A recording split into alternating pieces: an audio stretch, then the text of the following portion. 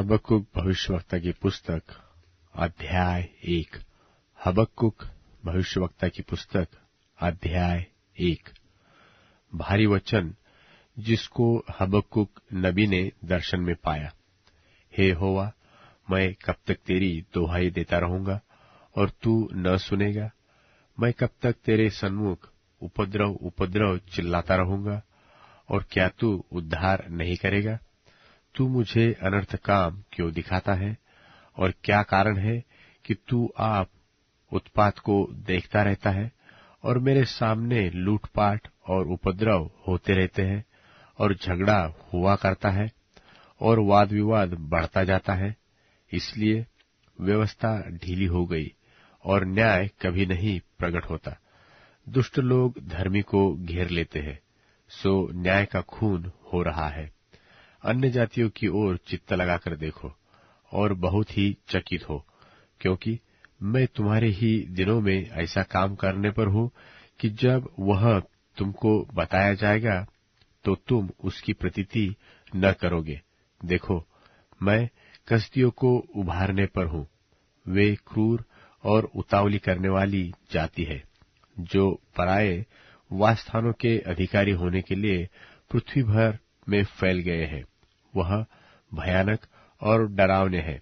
वे आप ही अपने न्याय की बड़ाई और प्रशंसा का कारण है, और उनके घोड़े चीतों से भी अधिक वेग चलने वाले हैं, और सांझ को अहेर करने वाले हुंडारों से भी अधिक क्रूर है, और उनके सवार दूर दूर तक कूदते फांदते आते हैं। हाँ, वह दूर से चले आते हैं, और अहेर पर झपटने वाले उकाब की नाई झपटा मारते हैं। वह सब के सब उपद्रव करने के लिए आते हैं। वे मुंह सामने की ओर किए हुए सीधे बढ़ते चले आते हैं, और वे बंधुओं को बालू के किनकों के समान बटोरते हैं, और वह राजाओं को ठट्ठों में उड़ाते और हाकिमों का उपहास करते हैं। वह सब दृढ़ गढ़ों को तुच्छ जानते हैं, क्योंकि वह दमदमा बांधकर उसको जीत लेते हैं। तब वह वायु की नाई चलते और मर्यादा छोड़कर दोषी ठहरते हैं, क्योंकि उनका बल ही उनका देवता है। हे मेरे परमेश्वर यहोवा, हे मेरे पवित्र परमेश्वर, क्या तू अनादिकाल से नहीं है? इस कारण हम लोग नहीं मरने के। हे यहोवा, तूने उनको न्याय करने के लिए ठहराया होगा। हे चट्टान, तूने उलाहने देने के लिए उनको बैठाया है। तेरी आंखें ऐसी शुद्ध है कि तू बुराई को देख ही नहीं सकता और उत्पात को देखकर चुप नहीं रह सकता। फिर तू विश्वासघातियों को क्यों देखता रहता? और जब दुष्ट उसको जो निर्दोष है निगल जाता है, तब तू क्यों चुप रहता है? और तू क्यों मनुष्य को समुद्र की मछलियों के और उनके रेंगने वाले जंतुओं के समान बनाता है, जिन पर कोई शासन करने वाला नहीं है? वह उन सब मनुष्यों को बंसी से पकड़कर उठा लेते और जाल में घसीट लेते और महाजाल में फंसा लेते हैं। इस कारण वह आनंदित और मगन है। इसी कारण वह अपने जाल के सामने बलि चढ़ाते और अपने महाजाल के आगे धूप जलाते हैं, क्योंकि इन्हीं के द्वारा उनका भाग पुष्ट होता और उनका भोजन चिकना होता है। परंतु क्या वह इस कारण जाल को खाली करने और जाति जाति के लोगों को लगातार निर्दयता से घात करने से हाथ न रोकेंगे? हबक्कुक भविष्यवक्ता की पुस्तक अध्याय 2। हबक्कुक भविष्यवक्ता की पुस्तक अध्याय 2।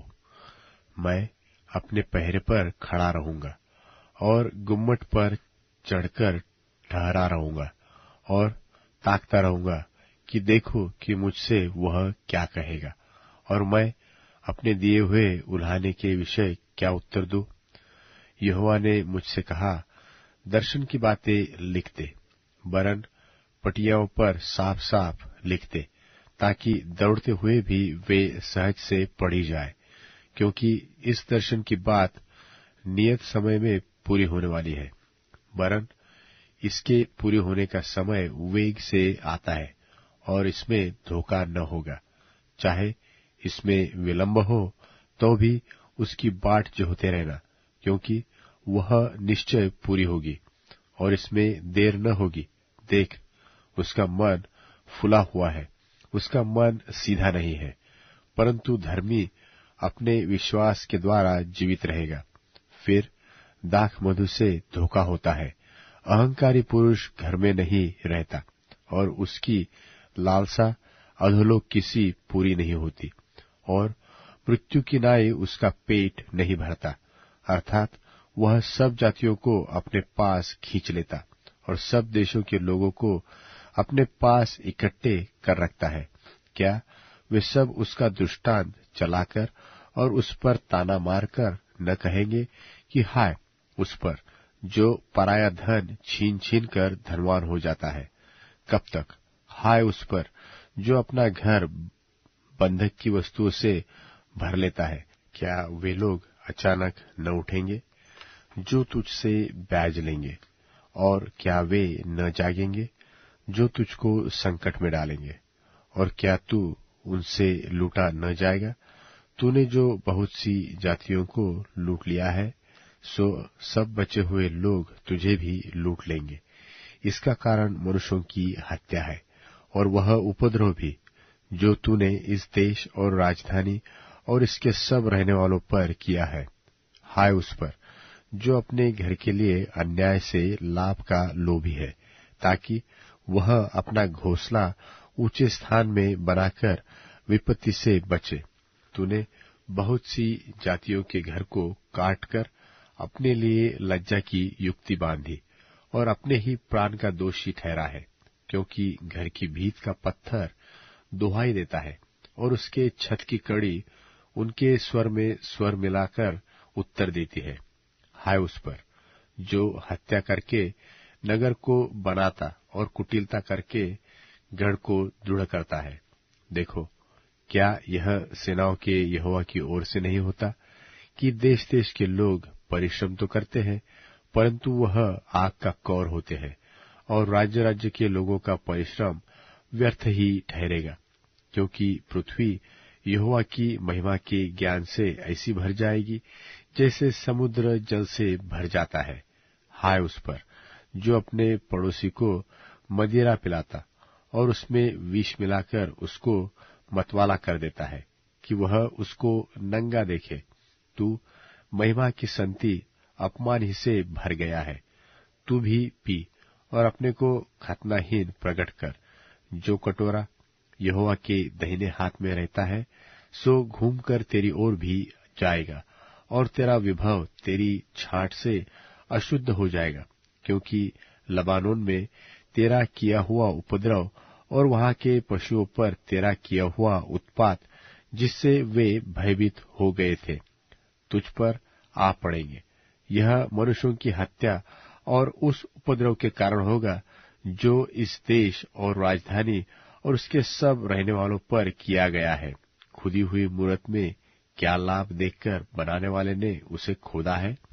फिर तू झूठ सिखाने वाली और ढली हुई मूरत में क्या लाभ देखकर ढालने वाले ने उस पर इतना भरोसा रखा है कि न बोलने वाली और निकम्मी मूरत बनाए? हाय उस पर जो काठ से कहता है कि जाग, व अबोल पत्थर से कि उठ, क्या वह सिखाएगा? देखो, वह सोने चांदी में मढ़ा हुआ तो है, परंतु उसमें आत्मा नहीं है। यहोवा अपने पवित्र मंदिर में है, समस्त पृथ्वी उसके सामने शांत रहे। हबक्कुक भविष्यवक्ता की पुस्तक अध्याय 3। हबक्कुक भविष्यवक्ता की पुस्तक अध्याय 3। हबक्कुक नबी की प्रार्थना शिग्योनित रीति पर। हे यहोवा, मैं तेरी कीर्ति सुनकर डर गया। हे यहोवा, वर्तमान युग में अपने काम को पूरा कर। इस युग में तू उसको प्रकट कर। क्रोध करते हुए भी दया करना न स्मरण कर। ईश्वर तेमान से आया, अर्थात पवित्र परमेश्वर परान पर्वत से आ रहा है। सेला। उसका तेज आकाश पर छाया हुआ है और पृथ्वी उसकी स्तुति से परिपूर्ण हो गई है, और उसकी ज्योति सूर्य के तुल्य थी। उसके हाथों से किरणें निकल रही थी, और इनमें उसका सामर्थ्य छिपा हुआ था। उसके आगे आगे मरी फैलती गई, और उसके पांव से महाज्वर निकलता गया। वह खड़ा होकर पृथ्वी को नाप रहा था। उसने देखा, और जाति जाति के लोग घबरा गए, और सनातन पर्वत चकनाचूर हो गए, और सनातन की पहाड़ियां झुक गई। उसकी गति अनंत काल से एक सी है। मुझे कुशान के तंबू में रहने वाले दुख से दबे दिखाई पड़े, और मिद्या देश के डेरे डगमगा गए। हे यहोवा, क्या तू नदियों पर रिसियाया था?